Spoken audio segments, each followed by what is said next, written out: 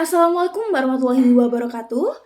Kami dari kelompok 8 akan menjelaskan tentang timeline pemahaman manusia tentang Tuhan dan penjelasan fakta saintifik keberadaan Tuhan.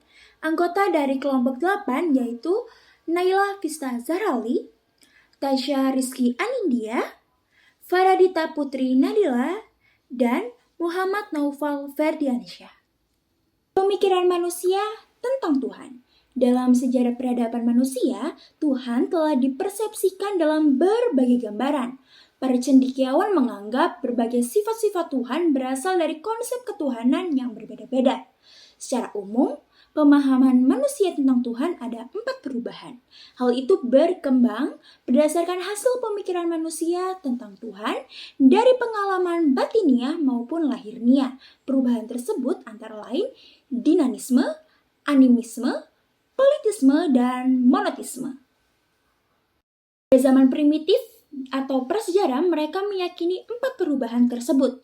Yang pertama yaitu animisme, percaya bahwa segala sesuatu di alam dan benda memiliki roh atau jiwa. Misalnya, pohon atau batu dianggap punya roh yang harus dihormati. Lalu yang kedua ada dinamisme, yaitu percaya ada kekuatan gaib yang mempengaruhi kehidupan sehari-hari, seperti roh atau tenaga mistis yang bisa memberi pengaruh positif maupun negatif. Yang ketiga, ada politeisme, yaitu percaya pada banyak dewa yang menguasai alam, seperti dewa matahari, dewa hujan, dewa petir, yang dianggap mengatur alam dan kehidupan. Dan yang keempat, yaitu monotisme, percaya hanya pada satu kekuatan atau Tuhan yang tunggal dan esa. Berbeda dengan politeisme yang percaya dengan banyak Tuhan. Contohnya seperti agama Yahudi, Kristen, dan Islam, mereka percaya hanya pada satu Tuhan. Dilanjut dengan peradaban kuno. Kota-kota seperti Mesir, Mesopotamia, Yunani, India punya sistem kepercayaan politeisme, yaitu percaya dengan banyak Tuhan, yang mempunyai tugas-tugas khusus, misalnya dengan dewa matahari, dewa air, ataupun dewa perang. Yang kedua, raja dianggap wakil atau titisan dewa, jadi kekuasaan politiknya dianggap suci dan mutlak. Contohnya seperti Fir'aun di masa Mesir yang dipandang dewa hidup. Dan yang ketiga, agama dan politik menyatu. Aturan pemerintahan dan kehidupan sosial dianggap dipengaruhi oleh ajaran agama dan ritual keagamaan. Monoteisme berasal dari kata Yunani mono yang berarti satu dan teos berarti Tuhan, sehingga mengacu pada keyakinan akan keesaan Tuhan. Monoteisme Yahudi mempercayai Tuhan yang disebut Yahweh serta meyakini adanya perjanjian khusus sebagai umat pilihan. Mereka menaati hukum dan ajaran Taurat serta menyembahnya secara eksklusif. Monoteisme Kristen muncul dari tradisi Yudaisme dan tetap mengakui perjanjian lama, namun dilanjutkan dengan perjanjian baru. Yesus dianggap sebagai penggenapan nubuat Mesia, tetapi konsep ketuhanan kemudian berkembang menjadi Trinitas, Bapa, Anak, dan Roh Kudus. Monoteisme Islam menegaskan keesaan Allah melalui syahadat La ilaha illallah wahdahu la syarikalah, yang berarti tiada Tuhan selain Allah, bahwa Allah esa tanpa sekutu.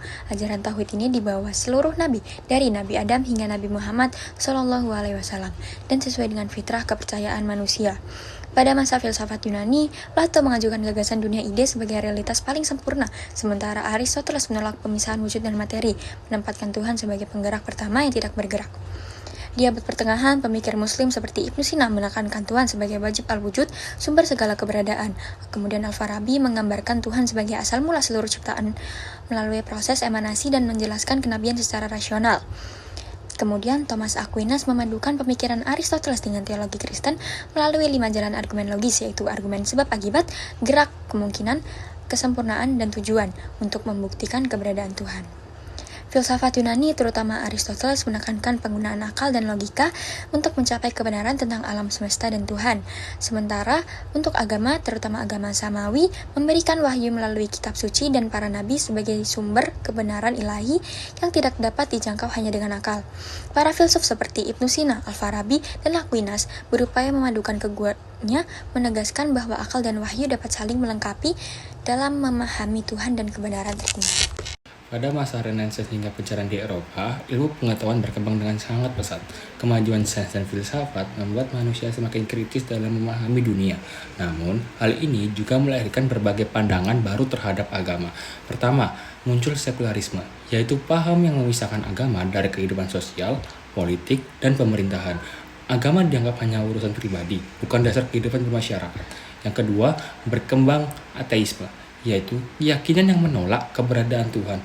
Penganut ateisme berpendapat bahwa segala sesuatu dapat dijelaskan tanpa melibatkan konsep ketuhanan. Yang ketiga, lahir agnostisisme, yaitu pandangan yang ragu-ragu terhadap Tuhan. Penganut agnostisisme tidak secara tegas menolak Tuhan, tetapi menganggap bahwa keberadaannya tidak dapat dipastikan atau dibuktikan. Di sisi lain, ada pula gagasan tentang intelligent design atau desain cerdas. Gagasan ini menyatakan bahwa alam semesta yang teratur dan kompleks tidak mungkin terjadi secara kebetulan, melainkan perancang cerdas di baliknya. Bagi umat Islam, perkembangan ini menjadi sangat penting. Al-Quran justru mendorong manusia untuk berpikir, meneliti, dan menemukan tanda-tanda kebesaran Allah di dalam semesta. Dengan begitu, ilmu pengetahuan dan agama dapat berjalan beriringan, membentuk peradaban yang maju tanpa kehilangan dasar keimanan.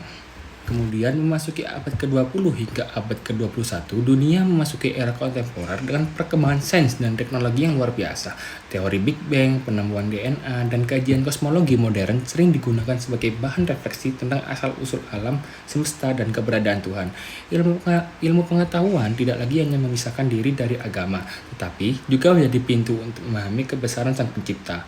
Selain itu, muncul semangat pluralisme agama dan dialog lintas iman untuk umat beragama didorong untuk saling menghormati, bekerja sama, dan membangun perdamaian di tengah perbedaan keyakinan. Di sisi lain, zaman kontemporer juga menekankan pentingnya spiritualitas personal. Banyak orang mencari kedamaian batin, makna hidup, dan hubungan langsung dengan Tuhan dalam kehidupan sehari-hari. Selanjutnya, ada 2 fakta saintifik yang akan saya bahas.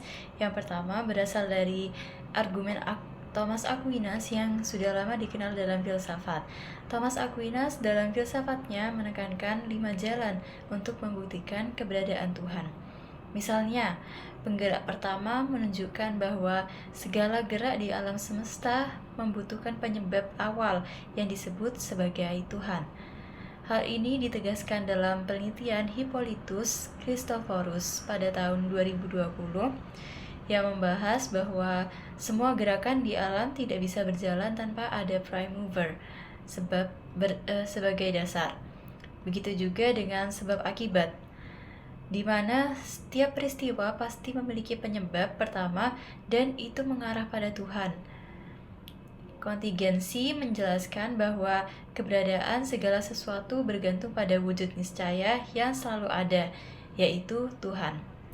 Selanjutnya, derajat kesempurnaan menunjukkan bahwa ada standar absolut untuk menilai kebaikan dan kesempurnaan, dan standar ini adalah Tuhan sendiri. Terakhir, keteraturan alam memperlihatkan bahwa hukum-hukum alam yang teratur menunjukkan adanya pengatur yang cerdas.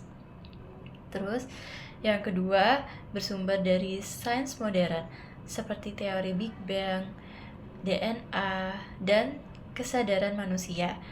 Dalam perkembangan modern, ilmu pengetahuan justru memberikan ruang refleksi tentang keberadaan Tuhan. Teori Big Bang misalnya menunjukkan bahwa alam semesta memiliki awal sehingga muncul pertanyaan, siapa yang memulainya? Menurut Amin Khairul Abidin pada tahun 2021, pandangan ini sejalan dengan argumen filsafat yang mengarah pada adanya pencipta. Lalu konsep fine tuning dalam fisika menunjukkan bahwa konstanta dalam semesta diatur sangat presisi. Ketepatan ini dinilai sebagai indikasi adanya desain cerdas. Komplikasi DNA dalam kehidupan modern sering dianalogikan sebagai kode program yang mustahil muncul secara kebetulan. Yang terakhir, kesadaran manusia menjadi bukti lain yang sulit dijelaskan hanya melalui materialisme, karena menyiarkan adanya aspek transenden yang lebih tinggi. Jadi kesimpulannya, dari perjalanan panjang pemahaman manusia, terlihat bahwa konsep tentang Tuhan berkembang mulai dari animisme, kepercayaan tradisional, sampai pada refleksi filsafat klasik seperti Aquinas, dan akhirnya pada spiritualitas modern. Wendy Setiawan dan Armada Rianto pada tahun 2023 menekankan bahwa fakta saintifik baik dari filsafat maupun sains justru memperkuat gagasan adanya desain cerdas yang menunjukkan pada Tuhan. Lalu, Hussein Herianto pada tahun 2018 menyoroti bahwa manusia modern tetap mencari makna dan moral melalui aspek spiritualitas, meskipun hidup di era sains dan teknologi. Dengan demikian, kesimpulannya, fakta saintifik mendukung keberadaan Tuhan dan manusia terus berusaha memahami makna keberadaannya lewat agama maupun filsafat. Sekian penjelasan dari kelompok 8. Apabila ada kesalahan ucapan yang disengaja maupun tidak disengaja, kami mohon maaf sebesar-besarnya. Wassalamualaikum warahmatullahi wabarakatuh.